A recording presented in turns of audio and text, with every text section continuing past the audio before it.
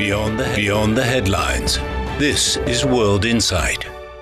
Hello and welcome to World Insight with me, Tian Wei, and this is the season of AI and basic sciences. Two young Chinese mathematicians, Wang and Deng, have just won Fields Medal, the highest honor in mathematics. And in China, the reaction has been extraordinary. At the ongoing International Congress of Basic Science here in Beijing, you can almost feel the excitement in the air. Mathematics, once seen as the ultimate abstract pursuit, has suddenly become a source of national pride and perhaps, more importantly, a new inspiration for young people. These mathematicians were trained in China, but they also grew within a global ecosystem of science and ideas. Their stories are a reminder that great science rarely happens in isolation. It thrives in curiosity, competition, and collaboration across borders. Professor Shing-Tung Yau, chair of the International Congress of Basic Science and the first Fields medalist of Chinese origin, tells me he sees powerful momentum building for basic science in China from policymakers, universities, and increasingly from society itself. And he has certainly played a part in creating that momentum. So I sat down with him, Professor Shing-Tung Yau, and Xu Huahe, Vice President of the International Mathematical Union, to talk about mathematics, talent, and what makes a great mathematician. Good to see both of you, professors. Yes. Professor Yao, congratulations for the great success of this year's International Congress of Basic Science. Amazing. What is also amazing, of course, are two Chinese mathematicians winning the Fields Medal, Wang and Deng. You are very passionate, shall I say, about their achievements. What has made to this moment? Why it seems that all of a sudden, a new generation of Chinese mathematicians at the very top of the world? Professor Yao. Well, nothing is all of a sudden. It involves a lot of training since the opening of China in 1978. China was very poor at that time. And then they start to realize it and start to send a large number of students to America, to Europe, and other countries, including Japan too, to learn what's going on in the world. So that takes 10 to 20 years. These students start to accomplish and start to know what's going on in the whole world. Some of them start to come back, and there's still a continuous flux of students going out. But gradually, some students coming back and start to teach our own students. I think by the end of 1990s, some of these students accomplished quite a lot already in outside world. This including Professor Ho, and then about 20 years ago, there were many more graduate students coming back to China, and they start to teach. And I think the ICM, International Congress of China of Mathematics, happened to be held in Beijing city in year 2002. That brought a lot of attention to the government officers and also to many young students in China. I found it ignites quite a lot of excitement, and people start to put more work in mathematics. And you see a young generation of mathematicians come from China at that time. They are, in the average, they are higher quality. And you see Wang and Deng in this group. I think they graduate around they are the class of 2007 or so. Yeah, right. So you see the quality has going up. And so this is very exciting. So usually it takes about 10 years after you graduate with PhD to be able to show yourself to the world what you have accomplished. So that's how you get a Fields Medal. So there seems to be generational inspirations. Right. And how do you see that, Professor He? I totally agree with Professor Yao. I mean, this is actually a generations of the hard work and putting a lot of dedication, the effort. And I would say that actually for Wang and Deng, I mean, for them, I mean, they have actually spent many years of extreme hard work and with the talent. So to us, it's not just all of a sudden. And so actually the IMU, the International Math Union, called for nomination of the Fields Medal around 1.5 or 2 years actually before they actually made the decisions. So so at that time, so it's actually Hong Wang and Yu Deng, they were named. The name is already actually in the list. How do you see, though, that both Wang Hong and Deng Yu, they, of course, graduated from China originally during their earlier university years, but eventually been nurtured by an international, shall I say, ecosystem, whether it's in the United States or in Europe, and the list goes on. So, Professor, how do we see the importance of having young talents have access to both that would eventually bring the final result? Well, historically, I have looked at about 250 great mathematicians in the last 300 years. Almost no exception that a mathematician start to build themselves up by after interacting with some great mathematicians. This including the famous Indian brilliant genius, so to speak, Ramanujan. Ramanujan shown already his brilliance in India. But I think if he did not go to Cambridge to study with Hardy, he probably would not be able to achieve what he has done. So I think it's important to meet some great men in your before you will take off. And well, frankly, Deng Yu and Hong Wang, when they were in China, they have not seen much of a great man during that time. I think 2007 or in that period. Not yet. I think it's changing. We do have many great men now in China, gradually growing in a large quantity. Although it's a little bit small at this moment, but it will grow. So I think the whole scenery is changing. We see China has been putting tremendous efforts into basic science. This International Congress of Basic Science has been also supported by locality governments and also the central government in China. Right. Professor Yau, tell me more about how do you see a huge potential if all the factors are putting into the right place? The major advantage of China is that they are very good in qualitative effort. So many postdocs, students can put into a project and work on it. You mean quantitative? Quantitatively. Okay. And well, some problems do need a large number of people to work on it. I mean, for example, I have some problem that I worked on 20 years ago, even 30 years ago, and when I was in America, but I don't have enough postdocs and don't have enough students work on it. So I kind of stopped to work on it because I need a large effort. And then when I come to China, I could make use of the postdocs and students to look into those problems and actually could make progress on them. So there's a good part of qualitative effort. When you have a leader who has the right problem and who could charge on, and then the student and the postdocs can gain a benefit out of it. But on the other hand, you do need some creative thinking. You don't have a leader, then you have to find your own path. That part, you need more individual free thinking. This is the part that we need. And unfortunately, most of the research are kind of, I won't say control, but kind of look into very carefully by some special award. Only you get those awards, you could get a better deal in terms of housing, in terms of salary and all that. So many young people just follow that path. And eventually they want to be academicians. And these are established paths set up by the government. And the young guys start to follow this path all the way. In America, they don't have such a path. You just think freely. And so when you go many different ways, you could find out some interesting path that may understand nature better. So these are two different kinds of systems. I think it would be ideal if we can combine both of them.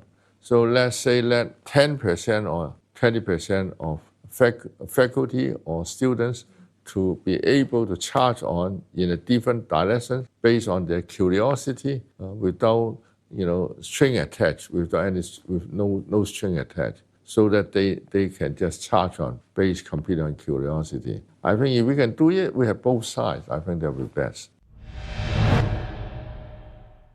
Another story is jointly between the two of you. I mean, when you were bidding for Hong Kong for the ICM. So I see you're making tremendous efforts together with your colleagues in Hong Kong. Right. Of course, we had a lot of help, and all of us make a lot of effort for 2 years or more or less. But I do not regret it. No. I never feel bad about any failure. You are putting so much effort in bidding and believing it could be. I think we did offer the best to the IMU. I cannot imagine any other place that can do better. We have make it to be extreme.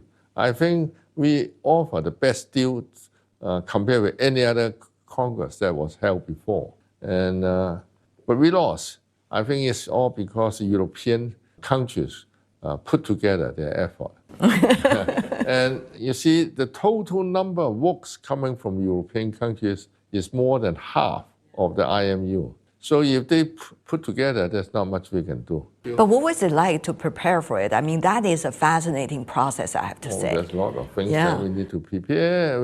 We need the support from the Math Society. We do get support from Math Society, but then we need money. That's always an essential thing. And we need to file the venue, and all these are details that has to work out. A lot of the devils are in the details. What was it like for you, Professor He?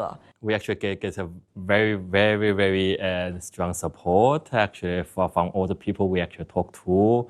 And so definitely actually Professor Yau actually put a lot of effort. And also actually those universities in Hong Kong, those foundations, Professor Yau's foundation and the Quantum Foundations and the Tsinghua University, they all actually, the kindly actually put the tremendous support to the bid. And also, and besides that, actually we have an excellent team who work out actually every details of the bid. I actually commit $2 million from my personal fund. Oh my God. But the journey was fun. The journey was fun, yes. It was really fun, yeah. So I was at the General Assemblies of the International Mathematical Unions to present the Hong Kong's bid for the ICM 2030. And so this is actually where, this is actually, after that, there will be the vote and the host city would be decided. And so it's actually 3 cities, the Hong Kong, the Tokyo, and Glasgow. I mean, so after the result came out, I mean, many of them actually came to me, and even those actually from the European countries says that actually the Hong Kong bid is actually the best. However, they actually thought that the European, the last time had the ICM was 206 in Madrid, and Asia was actually 214 in Korea. So they definitely want to have the ICM in Europe. Professor Yau, you said it very clearly to me the other day, I remember, that it is not about the location alone. It is really about how can we use it as an inspiration for another generation of mathematicians to feel, this is the place to be. Right. So tell us about that. What do you think, with the bidding of IMU and the winning of 2 Fields medals by Chinese mathematicians, what do you think, the most important directions for the next generation of mathematicians? Well, I think we should look for 2034 bidding for ICM in China, either Hong Kong or here. I believe. I can tell you are not stopping. I never feel defeat, so don't worry. In my whole life, I will never defeat psychologically. I will check right before. Yeah, right. Because the momentum given by Hong Wang and also Yu Deng, I think we build on this momentum. And I think many young students who is now close to finish their PhD in China, by year 2030, they will be mature enough. Right. And I think by that time, we can show to the world how many homegrown mathematicians from China are doing well. By that time, it may be ideal for us that they will get a Fields Medal in 2034 because they have a few more years to let their results be known to the whole world. So Well, we hope for the best. Professor Yao is saying the clock is on. Right, exactly. Exactly. Professor He, your thoughts? If you actually look back into the history, that actually in the 2002, the ICM in Beijing, and that is actually a big boost for the whole generation, including myself. So I was actually that time I was the second year of the graduating MIT, and actually many of my friends were actually undergraduate, and actually so this actually definitely actually inspired for us tremendously. And so I can say actually also we actually talk to actually this is young participants of the ICM this time. I mean they actually highly inspired by the great achievement of the Hong Wang and Yu Deng, and also actually by saying how strong that the Chinese mathematician as a whole has become. What about you? I mean, you won the Fields Medal. Were you quiet before you winning the medal and achieve a big, solve a big problem? The first major problem I solved is the Calabi conjecture. Everybody was trying to solve it, and all the people think in the same way that it's wrong. And so I worked on it for 3 years and I thought I gave the counterexample. And then I decided it was wrong because I announced it. I found the example and I found that what I thought was wrong. That was a painful period for quite a long time. I could not sleep.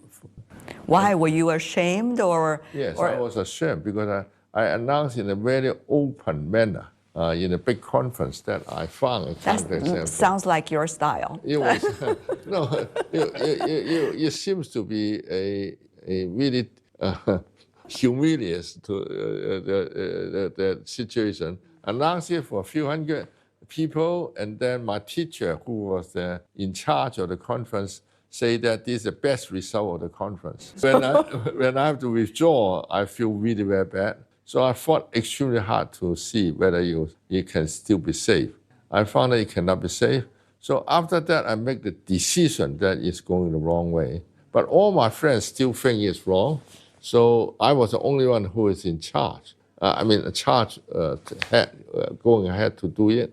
So in a way, I talk with every people, but some people has more confidence, some people has less confidence. What have you learned from that experience? When you try to actually prove something, it's not that suddenly the idea comes in and then you do it right. You have to build a structure, you have to learn how to build such a structure by talking with many people and also learn from literature what was known in this lesson. So it takes me 3 more years to build the structure, to move step by step to do it. I was alone because all the people thought it was wrong, so I was moving alone by myself. Were you careful? The second time you announced that you have solved the problem? Yeah, so when I solved the problem, I actually looked at it many, many times, and I went to consult with all the best experts at that time. And so that was very carefully done. So I swear that I will never do mathematics if this one is wrong. So it turns out to be right. This is the season of AI and basic sciences. At the 2026 International Congress of Basic Science, one question keeps coming up. How do you cultivate the next generation of scientific talent? I recently put that question to Chi Yao, the first Chinese Turing Award winner. For decades, he has championed young talent and insisted on something that can be surprisingly difficult to teach: the courage to ask original questions. As China puts greater emphasis on basic research and innovation, I asked Professor Yao what it really takes to nurture a lifelong curiosity in science. I know you have been researching about physics, then switched to computer science, and later you also work in the mathematics department of renowned universities. How did you manage to get the real essence of these very different fields? What are the commonalities of these basic sciences? Actually, it's not too difficult. Really? To jump around these basic sciences. Mainly because these 3 sciences, physics, mathematics, and computer science, they share the same common scientific language, namely that we can really communicate with each other perfectly with the standard mathematical jargons. And however, there are, of course, differences between the styles on how research is conducted. For example, in physics, the perfect rigor of the mathematics involved is not that important. As long as you can find the truth, you can assert how the reality actually turns out to be. Even if you just find it for the wrong reason, that'd be okay. And computer science is sort of between these two subjects. So on the one hand, you would like what you find to be mathematical rigorous, but on the other hand, you have to sometimes do research like a physicist, namely that you should be willing to go outside the standard boundary. If you see a new phenomena, you should be brave enough in order to embrace it. You are not only a renowned scientist yourself, but also a well-known educator. So when you are teaching the freshmen, that's, you say, always it should be the emphasis of your work. What kind of logic, philosophical approaches, or ways of thinking would you like to nurture among these young talents? I think that, of course, when you teach freshmen, you have to adjust your style to different type of students. In Tsinghua, we usually have really bright students in our class. Therefore, our job is not really to help them go through the detailed calculations or the standard proofs, but to try to instill in them the spirit of adventure. And typically, what I would like to do is to show them some really beautiful results, which sometimes will need very difficult arguments, but the challenge is to find a way that you can explain it to them in a more elementary way, so that they would, on the one hand, they will be able to grasp the techniques, but on the other hand, they really can see the beauty in all these ideas. What can you do when you don't achieve, when you didn't manage to achieve what you assumed that you might? I think with experience, that I think that it's just like in playing sports, and if you're on a basketball team, you of course you wouldn't win all the time, but I think you learn how to handle failure, and most of all, in playing games, you learn to appreciate the merits, and you get to admire other people. It's the same thing with the problem. I think that if you attack a problem for a long time, you finally give up. You should just be very graceful, and you appreciate the problem even more. And when someone else solves the problem, and then the first thing that comes to your mind is not that, oh, I should have persisted and do it, but the first thought that would come to my mind is that I really want to see the proof. Yeah. I want to see how this wonderful person is able to overcome all the obstacles that I have encountered. Computer science, which is a subject you have been devoting decades on and certainly greatly achieved. What do you think are some of the biggest questions that you are still thinking today, and why do they matter? Just to understand the nature of intelligence, what kind of intelligence can we achieve? It's a very exciting thought, but it also really tells us that we have to really take AI safety as a serious subject. I heard you, Professor Yau, making this point at various international occasions, whether it's closed-door discussion with your counterparts or open-door dialogues and forums. Have you seen from when you become vocal about this until now, any real progress being made about setting the boundaries or better understanding of the nature of intelligence? Yes, I think that actually what has surprised me is that the speed with which the world has accepted this safety issue as a very important and serious issue by nearly all the communities, from the government, from the industries, and from the academics, even the common people. So I think that people are ready to try to reach some consensus on exactly what needs to be done. And actually, we do have some time, because the intelligence that has been achieved so far has not reached to an alarming level. And so right now, what we need to do is to figure out how to put the red lines on some of the very largest model, and also we can figure out how to deal with some of the standard issues. And that is all the time we have for today. Our special edition, once again focusing on AI and basic science. I'm Tian Wei on behalf of my team. Thanks for being with me. Bye for now.